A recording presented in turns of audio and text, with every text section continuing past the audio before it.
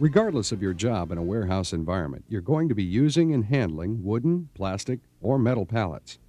Pallets are very useful in material handling because they allow us to stack and move materials safely and quickly. Pallets are very common and used in so many different places, we often tend to forget that pallet safety is a part of the safety program. To help you become more familiar with pallet safety, let's review the basics because many people all over the world experience injuries from mishandling and misusing pallets. Wooden pallets are the most common, so we'll use wooden pallets as our examples in this training program. Pallets come in different sizes. Depending upon the industry, the most common size is 48 inches by 40-inch four-way pallet, which is also known as the GMA pallet. On a 48 by 40-inch pallet, both forklifts and pallet jacks may pick up the pallet from the 40-inch side. However, only forklifts should be used to pick up this size pallet from the 48-inch side. As you can see, pallets have different measurements, specifications, stringers, and different weight capacities. And if you mishandle or misuse or overload pallets, you're creating a potential injury. Rarely do equipment handlers pay attention to the specifications of pallets. However, each size and construction of the pallet has different load and weight ranges and must be used according only to your company's rules and regulations. If you're not sure about a pallet's specifications and load limits, ask your supervisor. The size of the pallet can also affect the forklift or other material handling equipment. Let's say you have a 48-inch by 48-inch pallet. The load center of an evenly stacked load is 24 inches. The load center is measured from the center of the load to the vertical face of the forks. This load center is extremely important because the load center directly affects the lifting capacity of the forklift. If the forklift's maximum capacity load limit is 5,000 pounds when lifting a 24-inch load center, if you extend the load center to, say, 30 inches, this forklift cannot safely lift the same 5,000 pounds. A 60-inch pallet, evenly loaded, would have a load center of 30 inches, which greatly decreases the safe lifting capacity of the forklift. You don't have to remember all this, but you must be aware that different size pallets do have an effect upon the safe lifting capacity of lift equipment. Right now, let's look at some basics when handling and using pallets. Certainly, each company has specific rules and standards for handling pallets. However, the information provided here can give you the basics of pallet handling and add to your knowledge and safety awareness to help prevent pallet injuries. The first rule is when handling pallets, always wear appropriate gloves to help prevent hand injuries. Before you use a pallet, check it to be sure it can be safely stored in a rack with a heavy load. It should be constructed of hard wood, be in good condition, with top and bottom boards in place. Boards should be the proper thickness, at least 5/8 of an inch, and solid. Boards should not be cracked or have any pieces missing. Stringers, as shown here, must be in good repair, and if they're damaged, they should be properly repaired with plugs or mending plates. There must be no protruding nails or slivers of wood on the pallet. This may look like a lot to inspect. However, as you gain experience, a quick glance can tell you if the pallet is in safe condition. If you determine that a pallet is unsafe to use, take it out of service until it can be repaired. When moving pallets across the floor, stand it up on its edge and slide it, pulling it from the end, then lay it down. Don't lift and carry pallets as they weigh approximately 65 pounds and are quite awkward to carry. Do not throw pallets.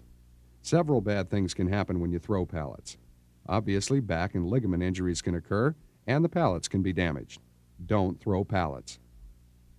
Do not store pallets on its edge or end. So many injuries are caused by pallets falling, so don't store pallets on edges or ends. Stack them properly.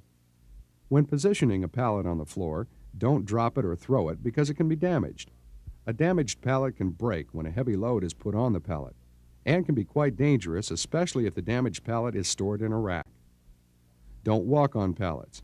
Walk around pallets because the chances of slips, trips, and falls increases on a pallet. Boards can break. Your feet can slip between the openings and other hazards. Don't walk on pallets. In some cases, you may have to step on pallets if you're loading them by hand or for other reasons. But when you do, try to use only one foot on the pallet and the other one on the floor for good traction and stability. In some cases, the floor may be slippery, and when you step on a pallet, the entire pallet moves, causing you to fall. When you're finished stacking product off a pallet, Stand the pallet on its side and pull it to an area for stacking empty pallets. There should be 2 stacking areas, one for serviceable and reusable pallets, the other for pallets that need repair. Don't mix unsafe pallets with serviceable pallets. Another safety tip is how to safely lift pallets onto stacks. Don't stack pallets more than 7 or 8 high. That's about the maximum safe stack for people to reach. Naturally, you'll eventually stack pallets about 15 high to save room, but that's the job for a forklift. You can manually stack 7 to 8 pallets high, then use forklifts to make higher stacks. When sorting pallets, this is a 2-person job. Be sure both persons use gloves and one person stands on each end of the pallets in the stack being sorted. The stack being sorted is in the center, with a sort stack on each side. One stack for reusable pallets, the other for pallets requiring repair.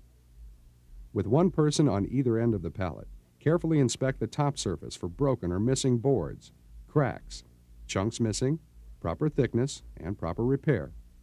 Turn the pallet up on the edge and inspect the bottom boards. Then both people pick up the pallet and move it to the proper stack. Simple, efficient, and safe.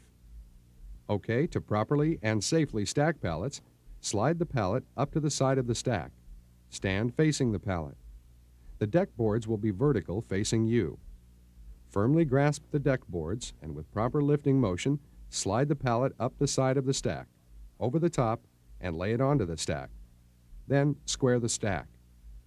Let's look at that again, specifically the safe lifting motion. Your back is in its natural curvature. Knees are bent, and you lift with your leg power, not your back muscles. It takes practice, but it's the safe way to lift pallets onto stacks. Remember to manually stack pallets only 7 or 8 high and let forklifts make larger stacks. Naturally, pallets are used on a daily basis and material handlers don't take the time to think about pallet safety. In your experience, you may think of hundreds of other safety tips relating to pallet safety. Forklift operators in a hurry can easily damage a pallet and continue to use it. Pallet jacks are notorious for breaking the bottom boards of pallets. As we stated, pallet safety is important, and it isn't given the attention to safety it deserves. Take the time and effort to think about a 2,500-pound load raised to a height of 15 to 20 feet, and make sure the pallet is safe, sturdy, and has been properly handled to prevent an injury. Will the pallet be safe enough to hold the load? If you handle, store, or use pallets, you're the only person who can answer the question. It takes an effort on everyone's part to make pallet safety a part of your everyday operations. Thank you.